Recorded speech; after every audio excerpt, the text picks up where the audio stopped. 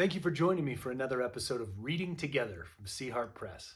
I'm Eugene Luning, co-founder of Sea Harp, and I'm excited today to continue our journey through C.S. Lewis's Screwtape Letters.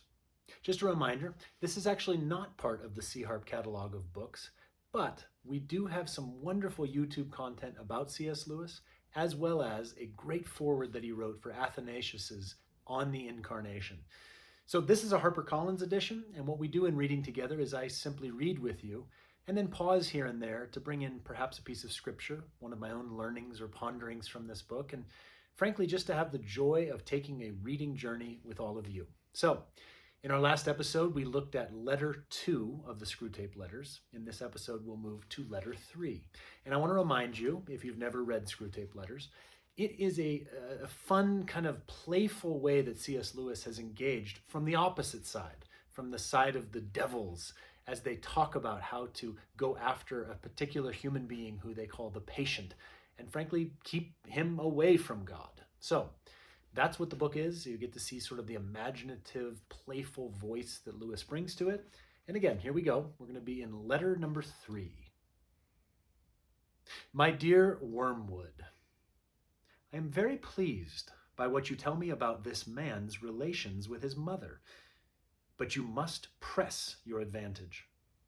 The enemy, and to remind you, because it's the converse, that's God, the enemy to these devils, the enemy will be working from the center outwards, gradually bringing more and more of the patient's conduct under the new standard, and may reach his behavior to the old lady at any moment.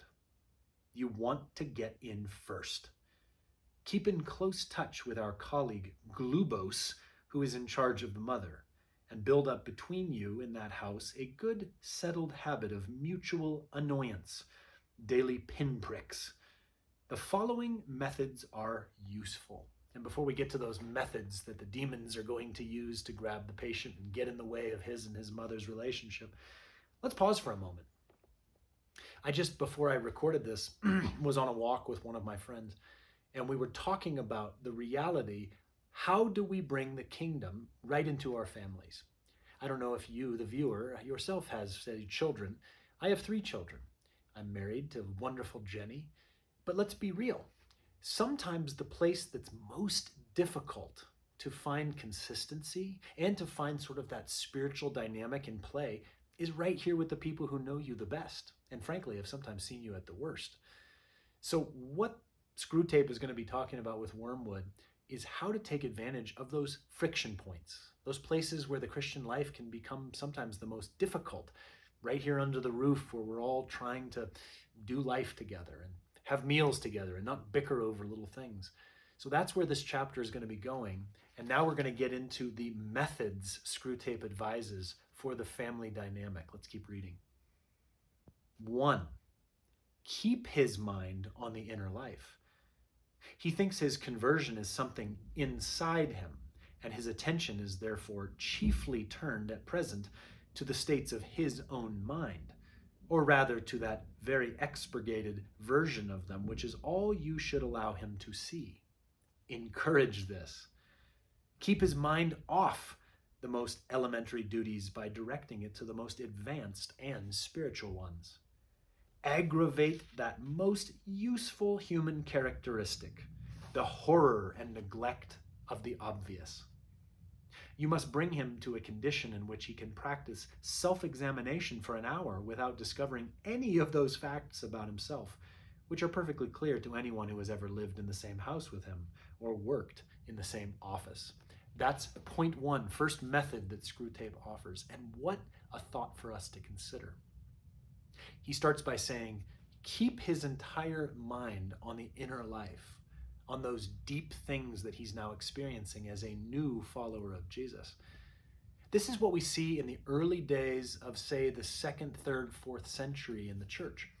We see people starting to pull away, becoming these like anchorites who live in the desert and balance on towers for decades. They want to be all away from everyone, to be so focused on the inner life that those, again, friction points that they experience with humanity don't have to bother them anymore. I love that Lewis is pointing to this and saying, yeah, that's where the devils were going to have their play. Friends, the inner life has to be connected with the outer life. We have to be able to say to those in our family, how am I doing following Jesus? And actually receive the answer they have for us. If the whole thing is some mystical journey that we're on by ourselves, then it's not actually following Jesus. And that's the point Lewis is trying to make. Let's continue to method 2. It is no doubt impossible to prevent his praying for his mother, but we have means of rendering the prayers innocuous. Make sure that they are always very spiritual, that he is always concerned with the state of her soul and never with her rheumatism. 2 advantages will follow. In the first place, his attention will be kept on what he regards as her sins, by which, with a little guidance from you, he can be induced to mean any of her actions which are inconvenient or irritating to himself. Thus, you can keep rubbing the wounds of the day a little sorer, even while he is on his knees. The operation is not at all difficult, and you will find it very entertaining.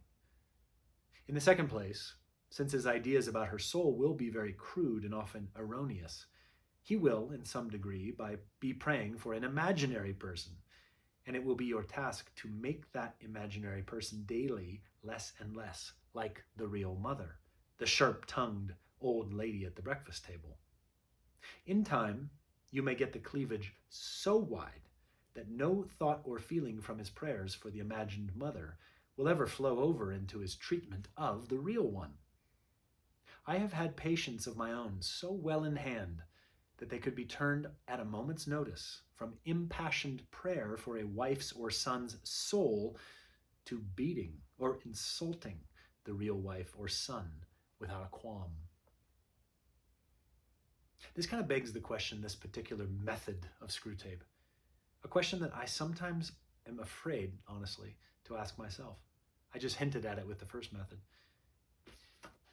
I really wonder how it is for my wife and children every day and every minute of every day to actually experience my own actual following of Jesus, or sometimes the way that I'm not following him.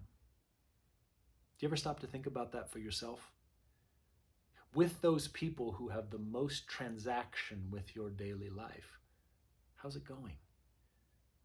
Are you, like Screwtape says, are you sort of imagining the way that they are and the way that they're interacting with you spiritually and even sort of in the day-by-day normal things of life? Are you imagining the way it's going, or are you real? Are you praying just for their spiritual lives, or are you actually getting bold enough to get into the day-by-day weeds of, say, rheumatism or your child's failing grade in a class? This dynamic right here, where we get actually into real life with those people who see us the most, is where certainly sparks can fly, but also where spiritual growth is encouraged. And I would say especially for our children, if you have some. Let's get to method 3. When 2 humans have lived together for many years, it usually happens that each has tones of voice and expressions of face which are almost unendurably irritating to the other. Work on that. Bring fully into the consciousness of your patient that particular lift of his mother's eyebrows, which he learned to dislike in the nursery, and let him think how much he dislikes it. Let him assume that she knows how annoying it is and does it to annoy. If you know your job, he will not notice the immense improbability of the assumption. And of course, never let him suspect that he has tones and looks which similarly annoy her. As he cannot see or hear himself, this is easily managed. And we talked about this in the last letter that we looked at. It is a fascinating thing that sometimes as we get older, as we've experienced more of life, we get grumpier, grouchier, more prone to judge other people. And why is it? Well, it's because we often really hate the things in other people that we kind of know is in us. So it's much easier to look at them and judge them for the particular way that they lift that eyebrow rather than realize that you yourself do something very similar.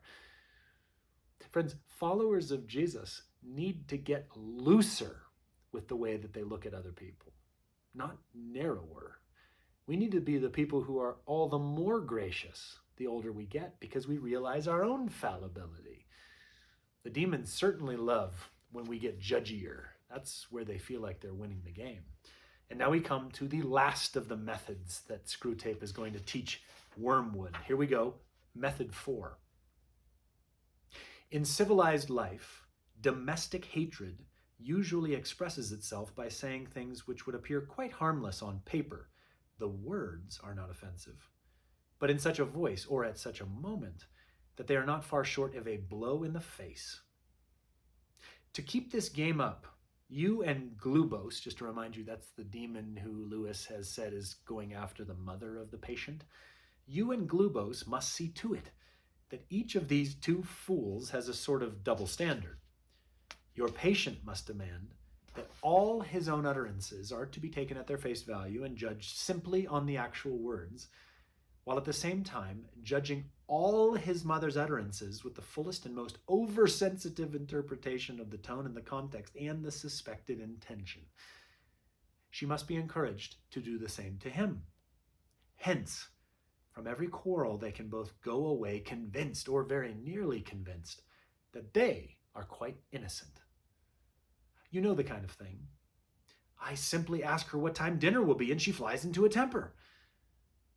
Once this habit is well established, you have the delightful situation of a human saying things with the express purpose of offending and yet having a grievance when offense is taken. I've often done this in reading together. I'm going to do it again right now. I'd like to give you and myself a challenge right now. Is there anyone in your life right now that you are just a little sideways with? Perhaps you made a comment that just bugged them, that you know it, you know why, and yet you feel like, I don't need to repair that situation. That's more their problem than mine. I'm sure you can think of it right now. I can. I can actually think of a particular person right now that it would actually be a kingdom of heaven activity if I reached out in a spirit of love and just told them today, hey, I'm thinking about you and I really appreciate you. Just to create an opening where that misunderstanding could be bridged. That's my challenge for you. As we get close to the end of this letter in the Screwtape Letters, why don't we all go do that right now? Actually reach out. Throw out a bridgehead to that person and say, hey, I really care about you. Let's reconnect. Let's do that. All right, here's the end of this letter, and we'll finish out. Finally, tell me something about the old lady's religious position. Is she at all jealous of the new factor in her son's life? At all piqued that he should have learned from others and so late what she considers she gave him such good opportunity of learning in childhood? Does she feel he is making a great deal of fuss about it, or that he's getting in on very easy terms? Remember, the elder brother in the enemy's story? Your affectionate uncle, Screwtape. And friends, what a perfect place for that chapter to end. I love that short little question at the end. I'll read it again. Remember the elder brother in the enemy's story? I think you know what he's talking about. He's talking about the prodigal son, the parable in the book of Luke.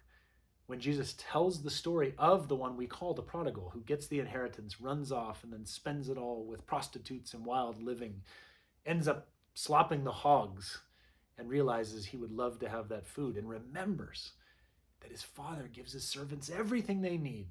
Well, he thinks to himself, I'm going to go back. And he does.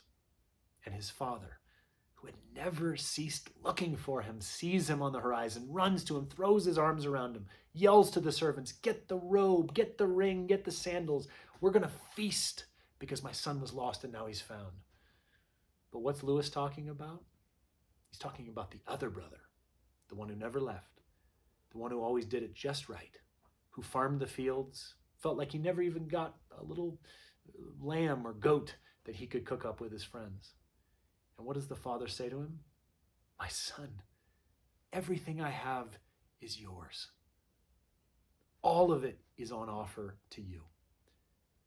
So in this last paragraph, Screwtape is saying to Wormwood that perhaps the mother could be bothered by the idea that her son is like the prodigal, just getting to jump into the kingdom, and that she herself has been perhaps that older son who never really feasted when he had the opportunity.